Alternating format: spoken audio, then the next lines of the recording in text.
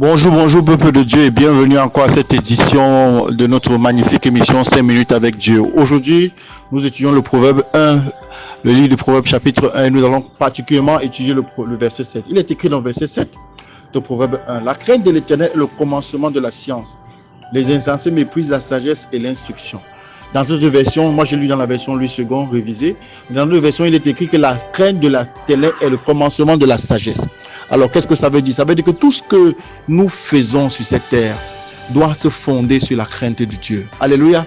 Si tu es le plus grand mathématicien, le plus grand avocat, le plus grand vendeur, le plus grand commerçant, quel que soit le domaine dans lequel tu fonctionnes, si tu n'as pas la crainte de l'Éternel, tout ce que tu fais sera réduit à néant. Alléluia. Parce que c'est par la crainte de l'Éternel que nous sommes validés sur la terre. C'est pas la crainte de l'Éternel valide nos actions. Nous sommes jugés en fonction de notre capacité de craindre Dieu et de le servir. Alléluia. Tous ceux qui ne craignent pas Dieu, tous ceux qui ne le servent pas, tous ceux qui ne sont pas alignés dans sa parole sont considérés comme des parias, sont rejetés.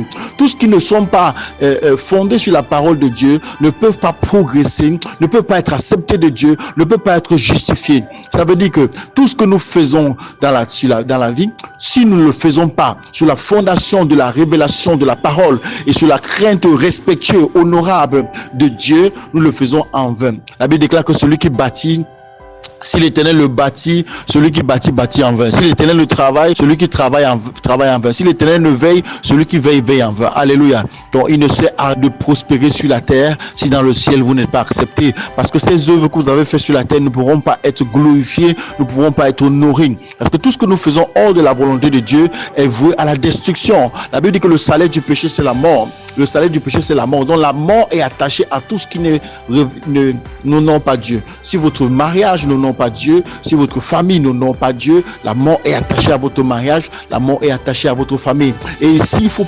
parler, il faut toujours comprendre que nous faisons référence non pas à la mort physique, mais à la mort spirituelle, qui est la déconnexion avec Dieu.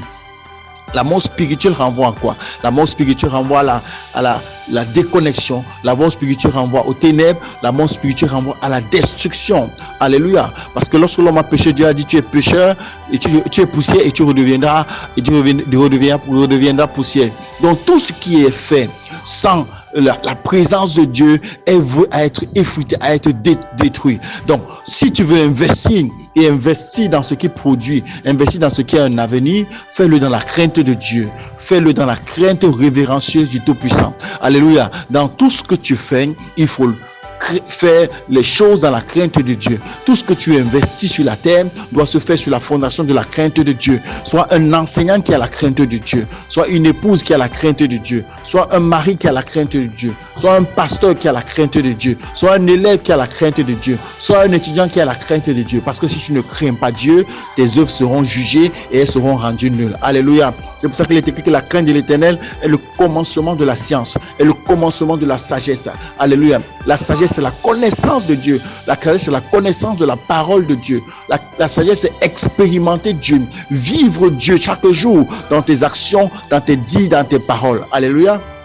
Bien-aimé, donc reçois cet enseignement ce matin, reçois cette parole et prends l'engagement maintenant de marcher dans la crainte de Dieu, de faire les choses dans la crainte de Dieu, de fonctionner dans la crainte de Dieu, d'investir dans la crainte de Dieu. Parce que la crainte de Dieu amène l'approbation de Dieu. L'approbation de Dieu amène la faveur de Dieu. La faveur de Dieu amène la grâce de Dieu. La grâce de Dieu amène le salut. La grâce de Dieu amène le salut et la délivrance. Alléluia.